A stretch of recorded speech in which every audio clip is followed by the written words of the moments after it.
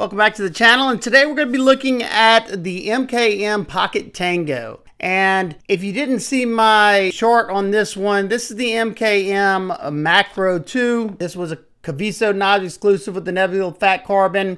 And after this one, I had pretty much given up on MKM because this was by far probably one of the worst purchases I've ever had. It's like a $179 fixed blade, and it's got super thick stock, thicker than the Tango, and it's super thick at like 32 thousandths behind the edge. I think it was like a 26 or 27 degree per side edge bevel. So this thing was like a cutting wedge. That wasn't the worst of it. Mine, I don't know if they were all like this. I've heard some people had some good stories about these knives, but mine was super soft. I could not deburr this thing. It took me forever, and I would call myself a pretty decent sharpener. And once I did get it sharp, it didn't hold an edge at all, hardly. I mean, terrible. Not even good enough to actually do a full review on it.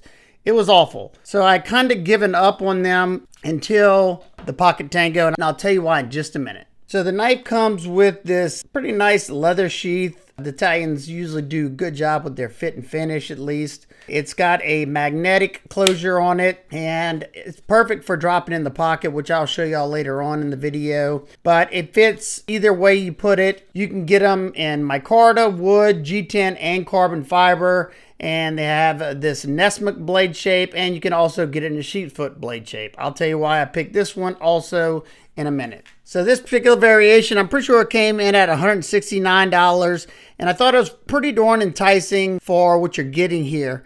This is a design from Mr. David C. Anderson. You may know him from Knife Center, or he also makes custom knives for, I think, Nordic Knives, I think is his brand. And being that I knew David would have a lot of input on the design of this knife, I figured this is the best time, if any, to give MKM another shot. And I'm telling you now that Macro wasn't my only bad experience. So I don't ever just base my experiences off of one product because nobody's perfect. Like I said earlier, this one has a Nordsmith style blade, and this is a perfect pocket fixed blade coming in at 6.69 inches long with a 2.91 inch cutting edge of CPM MagnaCut steel, hardened from 61 to 63 HRC. Now that was the first reason. For $169 MagnaCut, a lot of nice fit and finish on here. You know, 61 to 63 is not shabby at all. And I will know right away if this one exceeds the M390 that I've tested on that Macro 2. You got a nice little top swedge right here to thin out that tip a little bit. However, it is still nice and robust. So if you need to do some poke and prodding, you should definitely be able to do that without a problem. It has a nice raw stone wash finish on the blade. I love that. It should hide wear really well. You got some perfectly placed jimping right there. Perfect for where my thumb lands. The spine wrapping all the way around is crowned on this. That's one thing that the Italian knife makers love to do, and I'm all for it. It makes them nice and comfortable in hand. You do have a sharpening tool. However, you can see that it's already flaring out in the back right there. So I can either extend it or just let it keep flaring. I'm sure I'll probably extend that with a diamond file or a Dremel, one of the two. I think the first thing I was happy to see is the thickness difference. You can see, hopefully it's hard to tell with that crowning on there, but this one is a lot thicker than the Pocket Tango, at least. So I figured it had at least a better shot at being a better slicer. I went with the Nordsmith style blade because I like the way that blade shape looks, and it's a highly versatile blade shape. I can easily use that tip if I want to. Cutting stuff in hand, you have enough straight edge to cut stuff easily in hand without sliding out. Cutting on a flat surface, you have that belly.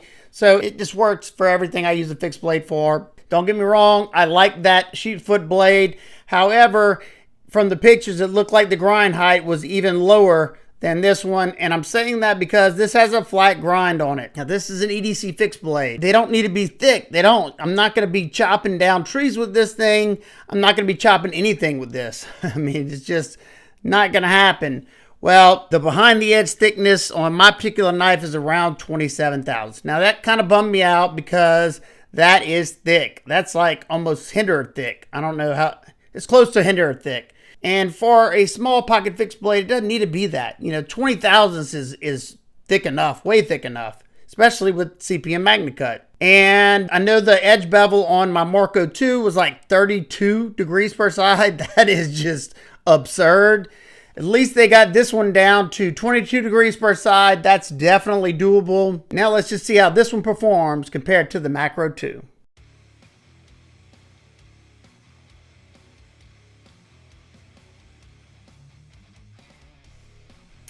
Man, I have to say, this one came really sticky sharp out of box, unlike my Macro.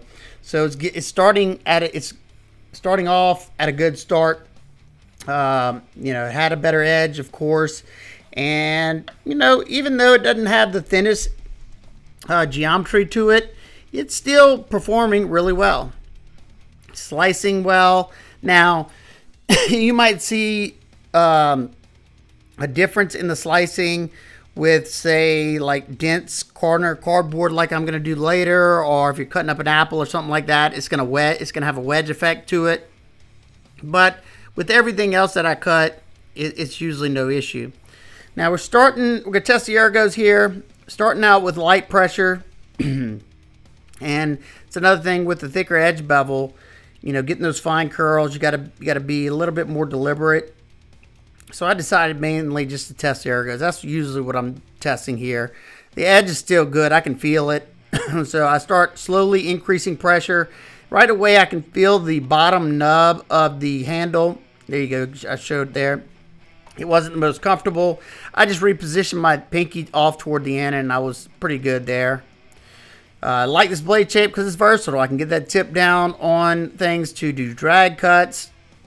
And I had to speed this one up a good bit since I added extra materials, but for the most part, it sliced everything good. Now, this dense corner cardboard, it was funny. It definitely had a wedge effect. It was shoving it off at an angle when I was cutting it. And, you know, that's about the only time you're going to see, you know, the performance difference from, say, 20 degrees, 20 thousandths behind the edge rather than 27 thousandths, or cutting like an apple or something like this. But after the first cut on this 1/2-inch sisal rope, right away I could tell that it felt just like it is. The sharpness was nice and keen, and it had a lot of bite to it. It's always a good thing. And you can see me kind of switching around to the pointer finger grip, the pinch grip.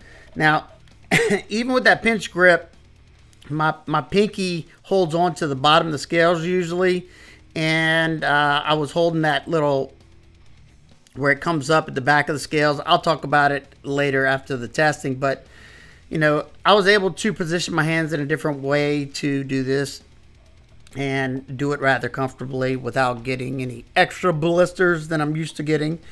But yeah, that belly is going to make cutting on a flat surface very easy, as you can see here. And I was kind of expecting it to start slowing down after, say, like the 150 mark. I'm going to be honest, the Macro and M390 didn't get past 20 before it was slap dull with the factory edge. And then I had to sharpen that one up, and it still didn't hold an edge. So I just think I got a lemon, hopefully, on that one. It just won't hold an edge. It's very soft. This one, on the other hand, yeah, it's been very impressive. We'll test it after we get done with all this. We end up cutting 210 cuts, and that is definitely respectable for a $169 knife. You know, if this was going to be your one and done, then I would say maybe look for something that's a little thinner. So if you have to sharpen it, you know, multiple times, it won't be super thick on you. But if you have, you know, this is going to be a dedicated pocket fixed blade, then yeah, you could go with this one. I like it a lot when it comes to the way it's looks, the way the blade shape, and how it feels in my hand for the most part. And it performed, in my opinion, really good. A lot better than some of my folders I've tested here in the not in the last, I don't know, several months.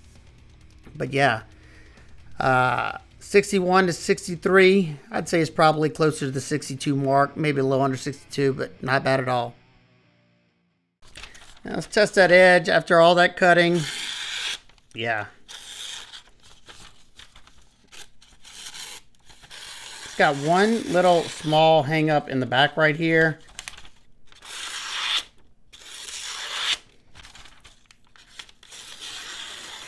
I call that good. I could easily strap that back. How's that one little small, guessing it's a roll. Yeah, it's right up in here.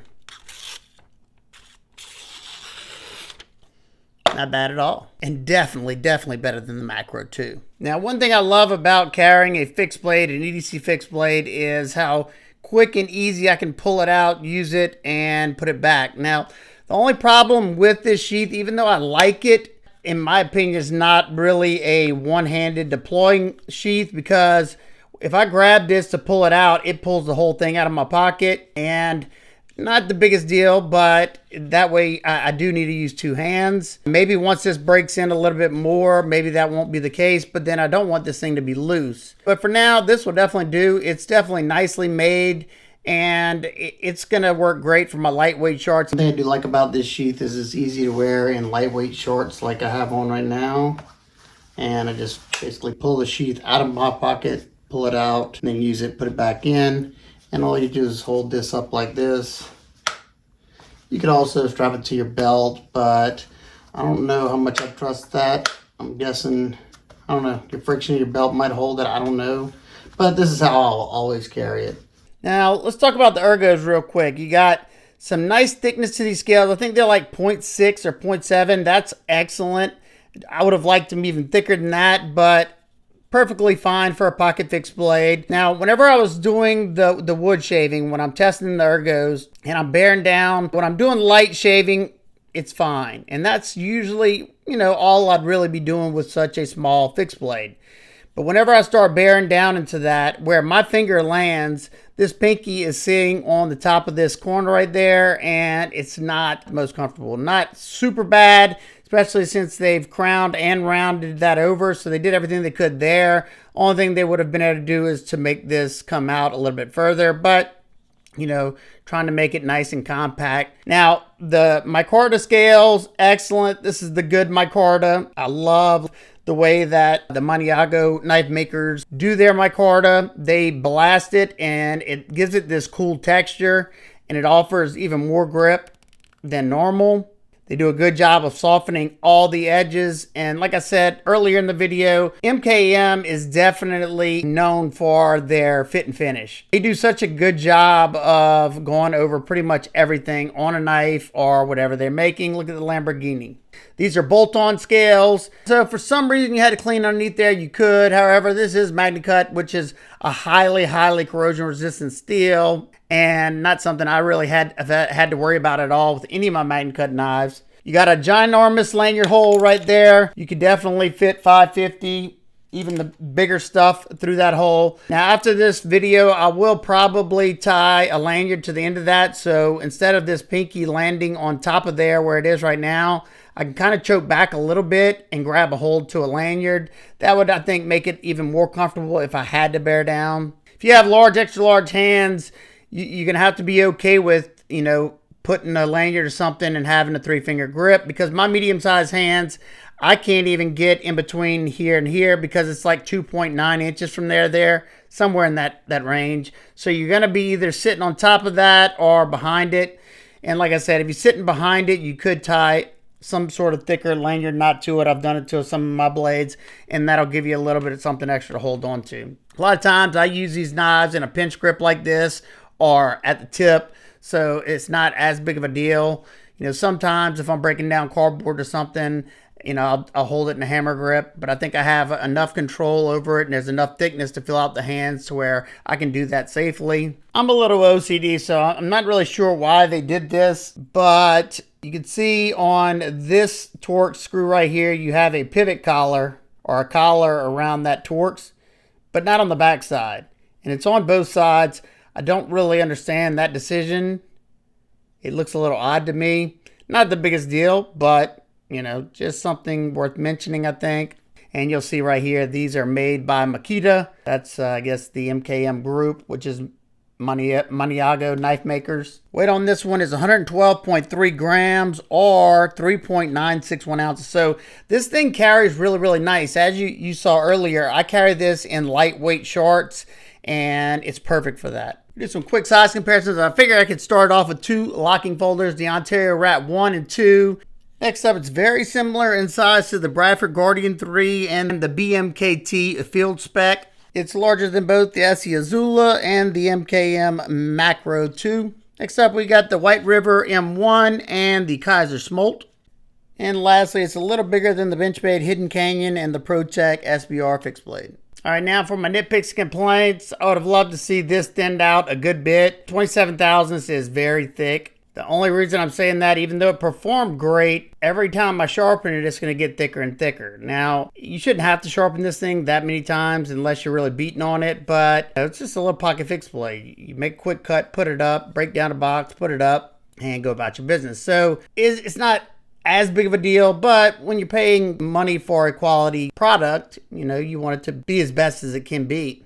And I think 27 thousandths is pretty darn steep. The 22 degrees per side edge bevel is not terrible. I would have much preferred it to be like 18, but I could always reprofile that myself. It performed really well the way it is, so it doesn't need to be dropped anymore. Also, I would have loved to see them give us a usable sharpening tool right here, because as you can see, it's already flaring out. Not a hard thing to fix, especially on a fixed blade. You don't have to worry about any stop pins or anything like that. Talked about it during the cutting. This little area right here was a little uncomfortable whenever I started bearing down into it. Once again, this is not really something I do so much with my EDC size fixed blades. But if that is something you do, just be aware of that. I think it's a well-made sheath, but as far as keeping it one-hand deployment, it's a no-go for me on that one because this just slides right out of my pocket. And another thing that I thought was cool for a while, this magnetic closure, and then when you put the blade in, you can see right there, it pulls the blade in because that magnet